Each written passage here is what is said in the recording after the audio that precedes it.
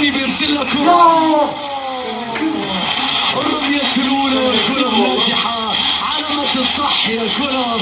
رامي يسجل في أرضية الملعب، لن يغدر من ركلة الجزاء. رامي رماها، ولكن بقية الرماة عليهم المسؤولية، أنه يرمي حملا وثقلا كبيرا من الضغوطات ومن التصفيق أيضا من هذا الأهلاوي معالي المستشار تركي آل الشيخ أيضا الذي يتمنى فوز فريقه. لكن نشوف ونتابع هذه اللقطة، هذه اللعبة.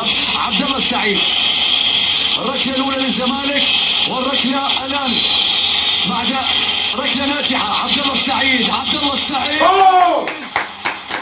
اللي معاه عبد الله، الركلة ناجحة واحدة بواحدة. وسجدة شكر انه لمثل هذه الركلة ولمثل هذه اللحظات يحتاجون. الركلة الأولى الزمالك الآن بعد ركلته الأولى للأهلي يعود بالنتيجة. شوف هذه اللقطة، واحد الآن في ركلات الترجيح الحاسمة لهذا اللقب. بطولة ستحسم بهذه الصورة بهذه الطريقة.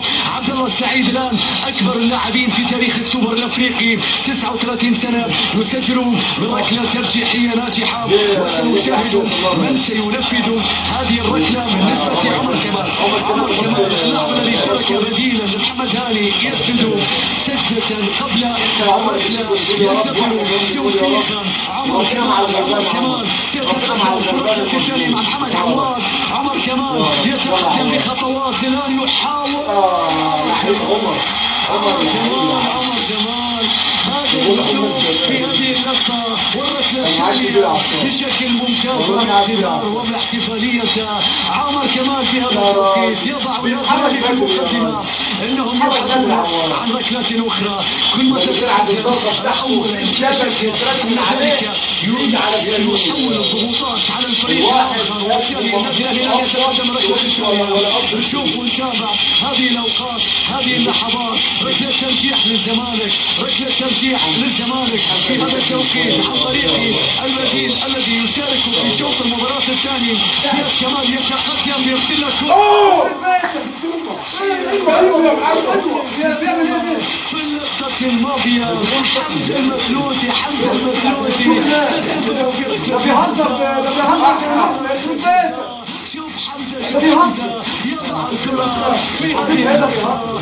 والله يا كل تمشي على انهم متمسكين بها، ما زالوا يريدون التفريط بها، ما زالوا يبحثون عنها. لديهم لقب فازوا به على حساب الاهلي 30 عام، وما زال حمزة المثلوثي وبقية متمسكين. من سيتقدم في هذا التوقيت؟ يحيى عطية الله المغربي، يحيى عطية الله بالخدم اليسرى. يحيى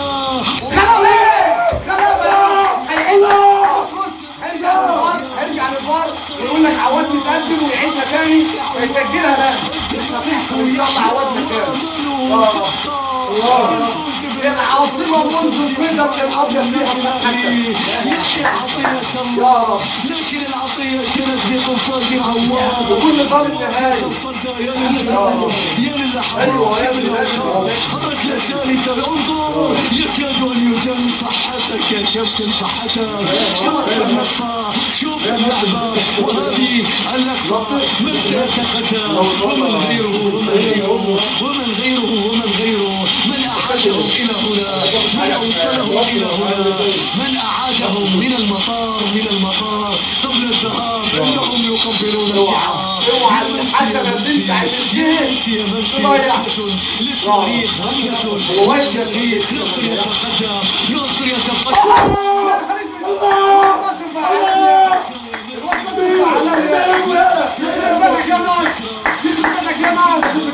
بناصر بتاعنا، بناصر الدسوقي. يا نهار عن طريق التسعة، عن طريق المنسي.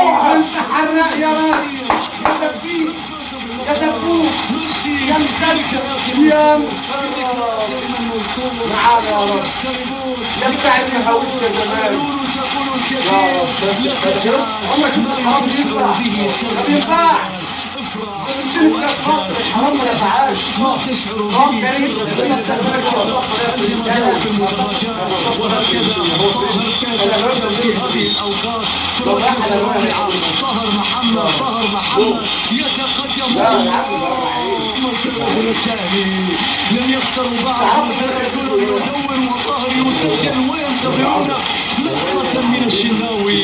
شوف اللقطه شوف اللعبه شوف الكره شوف الاوقات شوف الاجواء شوف الاعصاب شوف الانفاس. يا للجنون دربي يفيض الوعود. شوط ثاني مثير ركلات تمسيح كريتارا طاهر محمد يعود بالثالثه لمصلحه النادي الاهلي 3-3 لكي يتقدم حسام عبد المجيد من ابناء الزمالك المتابعه والانظار والمشاهده في ركله ترجيح رابعه بالنسبه للنادي الاهلي لهذا اللاعب صاحب 23 سنه امام الشناوي. هل تكون له لقطه كما كانت لعواد؟ هل تكون له لقطه كما كانت امام عبد المجيد؟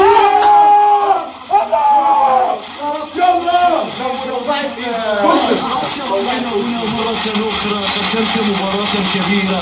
هل تستطيع أن تكون الأجمل حتى وإن لم تسجل؟ نعم عندما تكون زيزو. شوف كوميز وعبد المجيد خلاص الخامسة.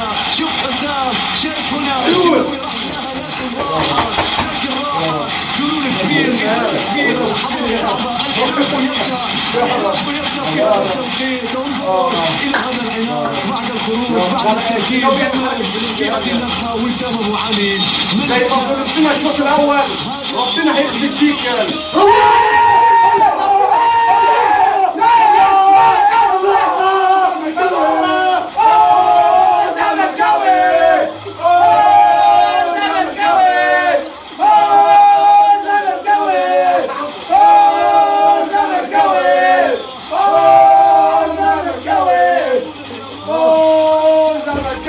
قلت لك وسام ابو علي ظلمنا كان سبب في ظلمنا وحرق دمنا الشوط الاول.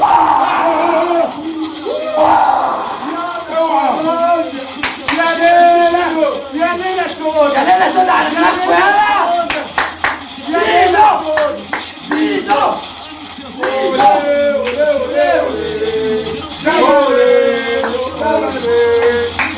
العاصمة منذ القدم الابيض فيها فتحة. انتهى الدرس. اقسم بالله علقة اقسم بالله ادينا الاهلي علقة كورة. جول الاول اللي هو ظلم. اقسم بالله لو ما حسب البلانتي اقسم بالله لا جاي.